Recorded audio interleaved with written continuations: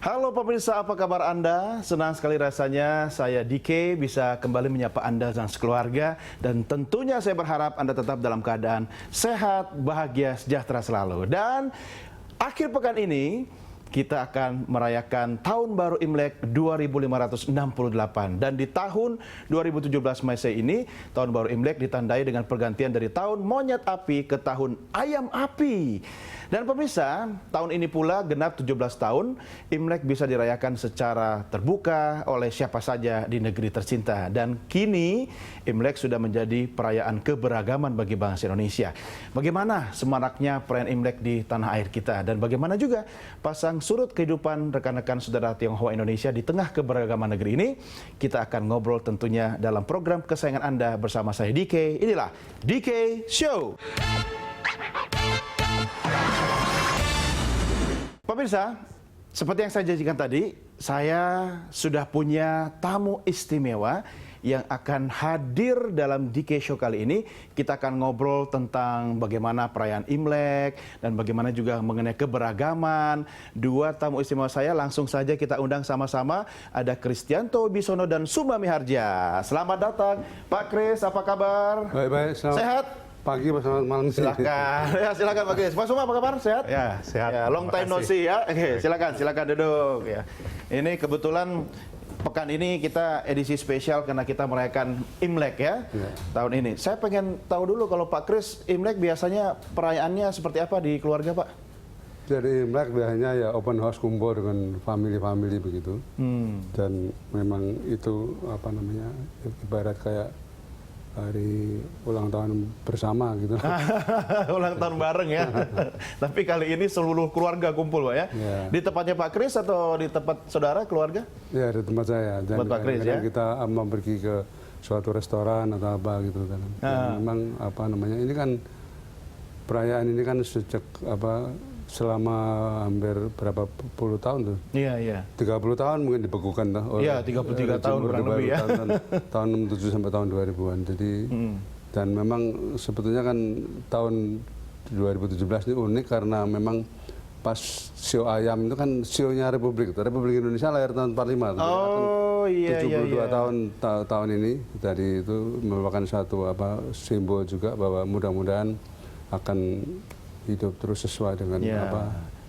Berarti ini Imleknya Republik Indonesia juga kan? Iya. Tahunnya sionya sama. Sionya ayam, jadi kalau Pak Kris sionya apa? Ayam juga. Ayam juga? Wah, selamat.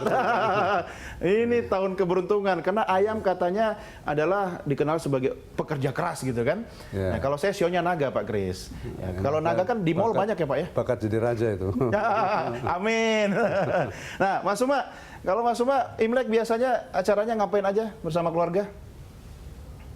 Ya, biasanya sih kumpul-kumpul ya. Nah, di tempat siapa?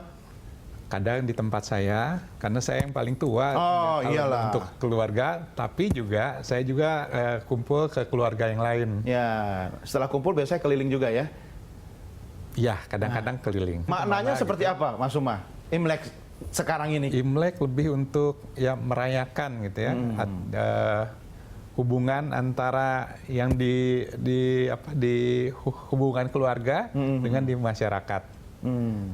Ya. Ada makna khusus nggak bagi Mas Suma dan keluarga terhadap perayaan Imlek itu? Makna khusus secara langsung mungkin tidak ada ya, lebih kepada umum saja. Tapi ada satu yang saya ingat sebenarnya, apa tuh? Karena saya dulu adalah tim yang diminta oleh Bapak Abdurrahman Wahid. Ya, Gus Dur ya? Ya, Gus Dur. Sempat dipanggil ke rumah Gus Dur juga ya waktu itu ya? Sempat. Betul. Jadi itu termasuk pengalaman yang berkesan ya? Iya. Nah, coba ceritanya gimana itu, Mas Suma, waktu dipanggil Gus Dur itu, ngapain itu?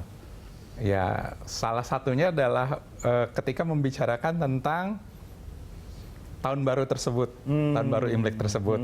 Dan di mana kemudian Gus Dur kemudian mengeluarkan kalau tidak salah Perpres atau Kepres, termasuk juga Inpres, yang mengakui kembali perayaan tahun baru tersebut. Ya, ya, pasti suasana waktu itu tidak akan bisa dilupakan ya. Iya. Tapi nanti saya pengen tahu juga latar belakang ceritanya sampai akhirnya bertemu Gus Dur dan keluarlah instruksi Presiden waktu itu. Pak Kris sendiri punya makna khusus Imlek dari Ya, tahun ke tahun? sebetulnya begini, kalau tahun 50-an kan sudah merupakan satu tradisi dan saling mengunjungi, saling mengucapkan selamat antara Tionghoa dengan yang disebut asli itu Ya. sudah terjadi, sama juga dengan antara Natal, Ya. acara Natal, acara Lebaran, di mana saling menghormati, saling memberi selamat. Jadi malah justru kalau misalnya yang dulu itu kan Natalan, yang Islam memberi selamat kepada Natal, yang Natal memberi selamat ke Lebaran, itu Iya. sesuatu yang wajar dan apa namanya normal sebetulnya. Iya, iya. Nah, Malah sudah sejak dulu ya. Justru keadaan tuh dibikin tidak normal oleh Orde Baru itu. Toh. Keadaan normal tahun 50-an itu kan sebetulnya begitu. Jadi ya menyedihkan sekali bahwa selama 30 tahun terjadi dikotomi begitu, sehingga harus dipulihkan mulai tahun 2006 ya, 2001 Bu Iya. Gus. Iya. Dan sekarang udah 17 tahun. Nah, mudah-mudahan sekarang ini walaupun di tengah hiruk pikuk soal masalah pilkada ini, kita harapkan bahwa jangan sampai malah mundur gitu loh. Jadi kita harapkan 2017 ini bukan kalau malah mundur ke 67 lagi gitu. Iya. Kita harus 2017 itu harus maju ke depan.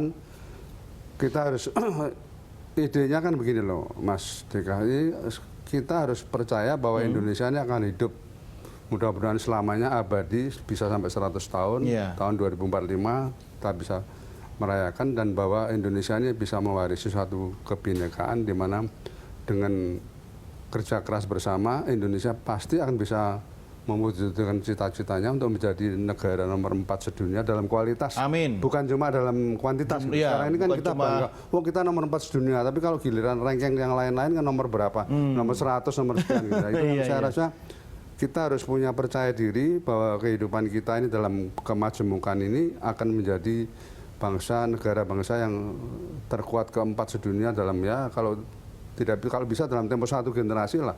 Ya. Satu generasi itu sekiranya 25 tahun lagi gitu. Itu saya rasa pesan yang harus diberikan kepada bangsa ini di tengah suasana yang agak kurang menggembirakan ya. Ya. Kita harus betul-betul bisa melewati masa Pilgub 15 Februari ini supaya bisa memasuki ke depan itu lebih percaya diri. Ya, ya, mudah-mudahan semua bisa dilalui, karena katanya kalau ada badai, katanya badai pasti akan berlalu kan. Nah, ini bukan cuma judul film atau lagu ya. Kita lanjutkan di segmen berikutnya, tetap bareng saya dalam DK Show.